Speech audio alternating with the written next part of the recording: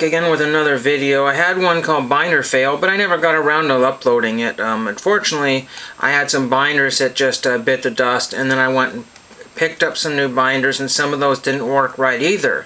I will show you if I can get to it. There's a binder that's very strange.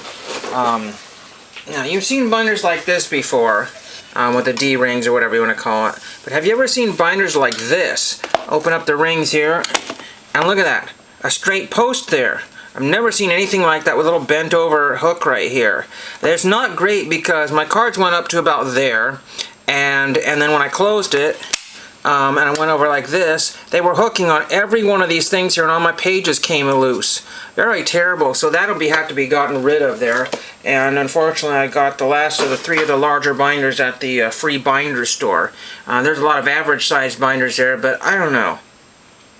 No, I'm thinking maybe I should just take all my golf cards and put them in 4 or 5 binders instead of 2. So maybe that's what I should do. And they will take up triple the amount of space, but it's best to have the binders in the right, regardless if they're going to be on the, they're probably going to be on the floor. That's where I store most of the binders, on the floor, because I've got all the shelves filled up with all kinds of, so there's that one there. Then I got some errands run today, and I picked up these Ameri cookies. And they were only 25 cents because they were busted. They were only 25 cents because they were busted. So I got a deal on those for Valentine's Day. They're the broken heart cookies or whatever. And I don't know why they'd be Ameri cookies, because they are a product of Mexico. You won't be able to read that, but they're a product of Mexico. How strange. Very, very strange. So I got Ameri cookies made in Mexico. Very, very odd. And then today was going to be the first day that I received some mail, so I went to the box. I said, oh good, mail's here. There's some stuff in the box. Just a couple of advertisements. I said, well, where's my item? So I checked eBay and the USPS, and saying it's being delivered on Wednesday, but mail has already gotten here. I checked the front door, the side door, whatever, all the usual places where somebody might hide a package, and so there was nothing there. But it doesn't say that it has been shipped, technically, but, well, anyway, it says it's out for delivery. I don't know. Very confusing. So I have no idea whether it's eBay's fault or the post office, or it'll arrive tomorrow, but I've had not any substantial mail since last Wednesday, and I mean, not Wednesday, 2 Mondays ago. I can't even remember what I got Wednesday, so it's been basically a week and a half with absolutely nothing. Absolutely not one piece of mail that I could even share on this channel, and that's unfortunately what this channel boils down to, is what comes in the mail. Again, yeah, it's pouring rain right now, so that does not make for anything good there. But anyway, I got some busted Valentine's Day cookies from Mexico. Weird. I'm so glad I didn't pay full price for those. But we'll see. They'll probably be okay. I probably won't get keeled over. But it was just kind of funny to have that. There's a VR going around. What is it? John P. Collects. I'm not sure who it is. I just saw Rocket Rick J or something like that post his response to this. What would you do if you had $10,000 to spend on baseball cards? I mean, it's a great question, but the question we should be asking, instead of what would we do with $10,000 worth of cards, what can we get for $30 worth of cards? And that's what I always do on ComC. Always, always, always. I go out to COMC, and so many people are like, wow, you must have spent $100 on those cards. Nope, 30. You know, I'm finding cards that date to like the 1890s. Now, mind you, they're not baseball cards.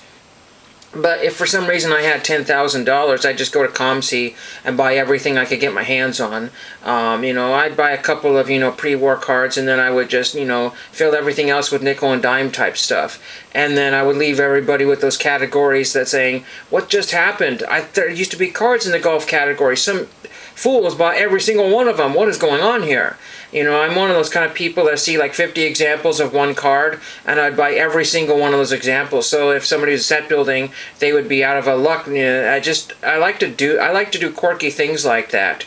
You know, with the whole Happy Days thing, where I'm buying like every example I can find of one card. Now, granted, it's not going to be making it any more rare, but there's a couple instances where I don't see that card as often listed. So that's kind of one of my goals, is to make, I don't want to say a false rarity or something like that. But I just want to do kind of fun things like that. Just make it's never going to be any kind of great earth-shattering news, but it's a lot better than hearing about Topps failing every week.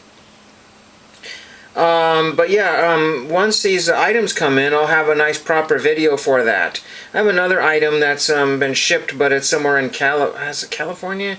I don't remember exactly where it is. There's another item that I has shipped, so that should be here, I want to say next week. On the earliest side, maybe Saturday. Today is Wednesday, but I would say on the earliest side, Saturday. And so that's pretty much what I have for today's video. Let's see, what do I want to do here? I want to show you this here. I picked this up at the bins recently here. Look this up here. It doesn't have a lot of value. Somebody has a copy that they want $85 for, and then everybody else is somewhere between $8 and $12 for this book here. But this is from 1941. Big whammo on the cover, and I think I cannot know if I did that or it happened at the Goodwill store, but this is the Shepherd of the Hills. Harold Bell Wright. Now the book has absolutely no value, but it does have a John Wayne picture cover on there. Sadly, there's a big rip right through here. There's a big paper loss right there, and that's pretty much the only paper loss. I haven't really looked to see what happened there, but somebody put a protective cover on there. But there's a huge whammo right there where it got smashed by something. It could have been jammed in a cart or something. I don't really know. Hopefully I didn't do that there, because that really detracts from the cover there if you look at it at a certain light there. From here you don't see it too much. The pages are kind of browned there, and for me to read this, they're the kind of pages, if you flip the pages the wrong way, you end up ripping them. So I probably won't read that. But I just wanted to grab it. It was $2.79. So almost $3. So if anybody had wanted to buy this off of an eBay type store, they'd be looking at $3, and then if they could even get it sold for $12. But again, there's a rip in the cover here, so I'm looking at maybe I could theoretically get $10 out of it. So with fees and shipping and all that, I'd be basically doubling my money. So I'd be making $3 on that transaction. And it turns out that that's probably, out of all the stuff that I picked up at the last Goodwill trip, that's the only thing that I could theoretically make any kind of money on. I could make about $3 there. That's the biggest profit margin I have found. I looked at everything that I saw there, grabbed some tiles from Italy, and they have some sort of damage to the wooden frame, some sort of either a black mold that's in there, or it's a burn spot. I'm trying to clean that. Picked up Swing Out Sister Breakout. This in mint condition is probably really only worth like $2, maybe $3, but because it's kind of a damaged cover, it's got writing on it, it's really only worth $1, so I paid 29 cents too much for that. In fact, my friend said, "Why are you buying these records? I won't touch these things. These are too new. I just want the old stuff. And this 80s stuff is worthless, so why should I even bother?" That's what he told me. So I said, well, you buy what you want and I'll buy what I want to buy. Bought another album. But a record. I can't find it right now. It's just right here next to this one. And it turns out it's, oh, here we go. This one here is Rocky Sullivan, Love Me Just a Little. He doesn't sell. I paid, again, another $1.29 for that. There's a big kind of old stain from a price tag on there.